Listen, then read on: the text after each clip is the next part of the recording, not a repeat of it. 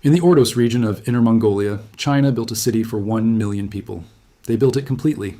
Apartment towers stretching for miles, government buildings, schools, hospitals, shopping malls, a museum the size of several football fields, a central square modeled on Tiananmen, 12 lanes of empty highway cutting through the desert, hundreds of thousands of finished apartments sitting silent and vacant. They built everything a city needs except the one thing that makes a city, people. Ordos Kangbashi is the most famous of China's ghost cities, but it is not alone. Researchers have identified over 50 similar developments across China, entire cities built to completion, largely uninhabited. The total estimated vacancy in China's residential property market exceeds 65 million empty apartments. Some estimates go higher, to 80 or even 90 million units, enough empty housing to shelter the entire population of France, Germany, and the United Kingdom combined. Built, finished, empty. This is not incompetence. This is not a planning error. This is what happens when the world's second largest economy ties its entire financial system to one mechanism. And that mechanism begins to break. And here's what nobody's explaining clearly. When China's property market breaks, and it is already breaking, the consequences don't stay inside China. They travel directly to every economy connected to the global financial system, including America, including you. Stay with me. To understand the ghost cities, you first need to understand how China's economy actually works, because it operates on a fundamentally different logic than Western economies. And that logic is exactly what created both China's extraordinary rise and its current catastrophic vulnerability. After Deng Xiaoping's reforms in 1978, China adopted a growth model built on 3 pillars: manufacturing for export, infrastructure investment, and urbanization. Hundreds of millions of people moving from rural villages to cities, needing housing, needing roads, needing hospitals, needing everything a modern urban life requires. This urbanization drove demand. Demand drove construction. Construction drove steel, cement, copper, glass, an industrial machine of unprecedented scale consuming resources from every corner of the world. The financing mechanism for this urbanization was elegant and, in retrospect, deeply dangerous. Local governments in China cannot issue bonds or borrow directly like Western governments, but they can sell land. Land in China is owned by the state. Local governments would take rural land, reclassify it as urban development land, and sell development rights to property developers. The land sale revenue funded local government spending: roads, schools, infrastructure, government salaries. Without land sales, local governments couldn't function. This created a structural dependency. Local governments needed property development to generate revenue. Property developers needed to keep building to generate cash flow. Banks needed to keep lending to developers to generate profits.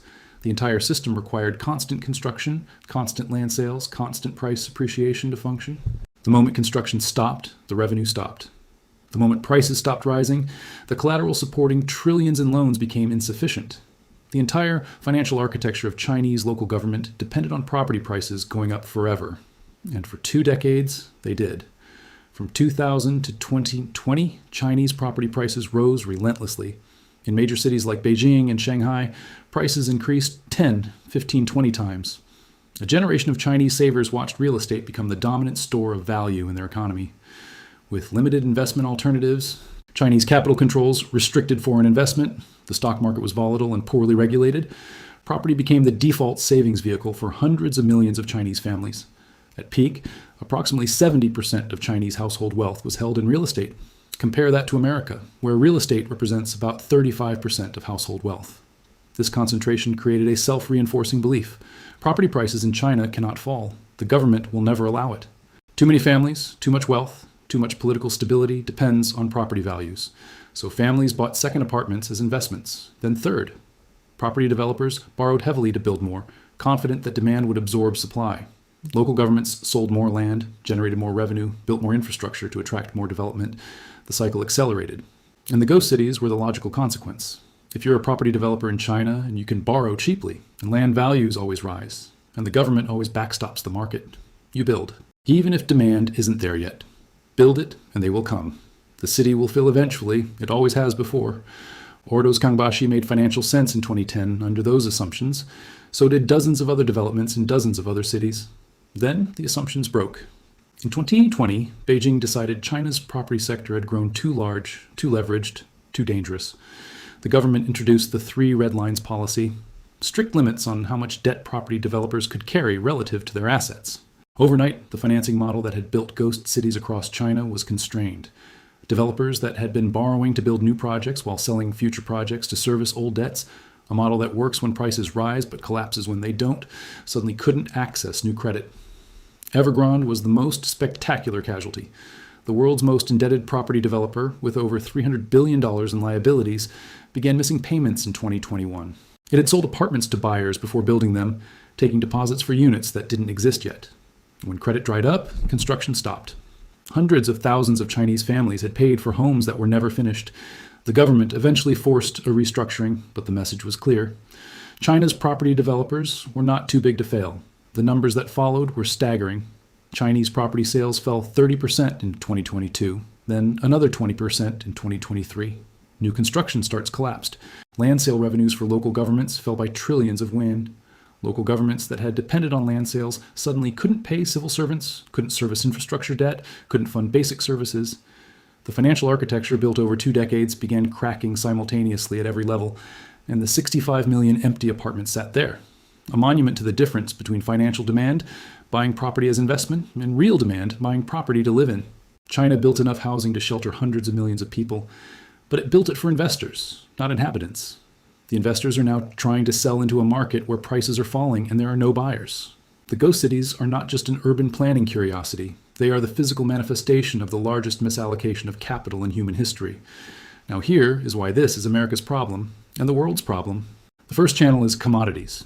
China's construction boom consumed roughly half of the world's steel, half of its cement, and enormous quantities of copper, aluminum, and iron ore for 2 decades. Mining companies in Australia, Brazil, and Chile built their entire business models around Chinese demand. When Chinese construction collapses, and it has already fallen dramatically, commodity prices fall with it. Commodity-dependent economies face recession. The countries that supplied China's construction miracle now face the consequences of its end. The second channel is deflationary export pressure. Here's the mechanism that most people miss entirely. China built enormous industrial capacity to supply its construction boom. Steel mills, cement factories, glass manufacturers, appliance makers, all scaled to feed a property market consuming at historic levels. Now that property market has collapsed, those factories still exist. Those workers still need wages. Those local governments still need tax revenue. So what does China do with all that excess capacity? It exports it, at whatever price the market will bear. Chinese steel exports hit record highs in 2024, flooding global markets at prices that domestic producers in America, Europe, and elsewhere cannot compete with. Chinese electric vehicles, solar panels, industrial equipment, all being exported aggressively at prices that reflect China's need to keep factories running, rather than prices that reflect true production costs. This is not predatory pricing by choice. It is the desperate consequence of a domestic market that has collapsed. This creates enormous deflationary pressure in global manufacturing. American factories competing with Chinese exports face prices they cannot match without government support or tariffs. The trade tensions between America and China that have dominated the last decade are not primarily about ideology. They are about the economic consequences of China's property collapse being exported to the rest of the world. The third channel is financial contagion. China's banking system holds trillions in loans to property developers, to local government financing vehicles, to construction companies, much of it now non-performing or at serious risk. The Chinese government has the tools to manage this domestically. It controls the banks, controls the currency, controls capital flows. But managing it requires printing money, requires bailing out local governments, requires keeping zombie developers and zombie banks alive. This is Japan's playbook from 1990, and we already know where that leads. A Chinese economy stuck in property-driven stagnation for a decade is not a contained Chinese problem. It is a global growth problem. China has been responsible for approximately 30% of global GDP growth for the past decade. If that engine stalls, if China enters its own lost decade, global growth slows dramatically. American companies that depend on Chinese demand, American investors with exposure to global markets, American workers and industries affected by Chinese export competition, all feel the consequences. The fourth channel is geopolitical, and this one is the most underappreciated and potentially the most dangerous. A Chinese Communist Party facing economic stagnation, falling property prices, rising unemployment among young people. Youth unemployment in China hit 21% in 2023 before the government stopped publishing the data, faces a legitimacy crisis. The implicit social contract of the CCP era was economic growth in exchange for political compliance. Rising incomes, rising living standards, rising property values. That contract is under severe stress. History is consistent on what governments do when facing economic legitimacy crises and foreign threats available to distract from domestic problems. Taiwan becomes a more tempting target, not less, when domestic pressures rise. Aggressive trade policies become more attractive. Military spending increases to generate employment and nationalist sentiment. The external behavior of a country under severe internal economic stress is rarely moderate or predictable.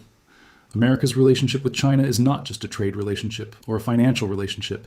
It is the most consequential geopolitical relationship of the 21st century. And the economic stress fracturing China's property market is reshaping that relationship in ways that go far beyond empty apartments in Inner Mongolia. Ordos Kangbashi is slowly filling. 15 years after it was built for 1 million people, it houses perhaps 150,000. Progress. But at that rate, it will take another century to reach its designed capacity.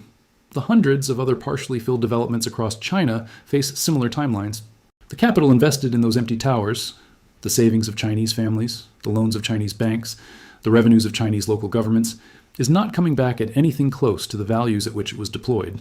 The largest property bubble in human history is deflating, not exploding.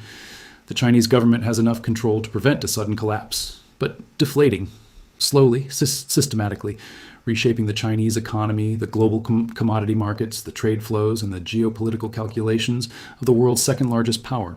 When Japan's property bubble deflated in 1990, it produced 3 lost decades and yen collapse, but remained largely contained. Japan was an economic giant, but not a geopolitical one. When America's property bubble deflated in 2008, it nearly took the global financial system with it. China's property market is 3 times larger relative to GDP than America's was in 2008. And China is both an economic giant and an increasingly assertive geopolitical power. The ghost cities of China are not just a fascinating story about urban planning and investment gone wrong. They are the visible surface of a financial reckoning that will reshape the global economy for the next generation. Understanding what's happening inside those empty apartment towers is not optional for anyone trying to understand where the world economy is heading. It is essential. If this changed how you see China's economy and what it means for yours, subscribe. Because I'm tracking the exact financial mechanisms that connect what happens in Inner Mongolia to what happens to your savings, your job, and your economic future. Hit that like button if the ghost cities just revealed something about the global economy you didn't see before. And drop a comment. Do you think China can avoid Japan's lost decade? Or is the property collapse too large, too deep, too structurally embedded to escape? Because Japan thought its bubble was manageable too, until it wasn't.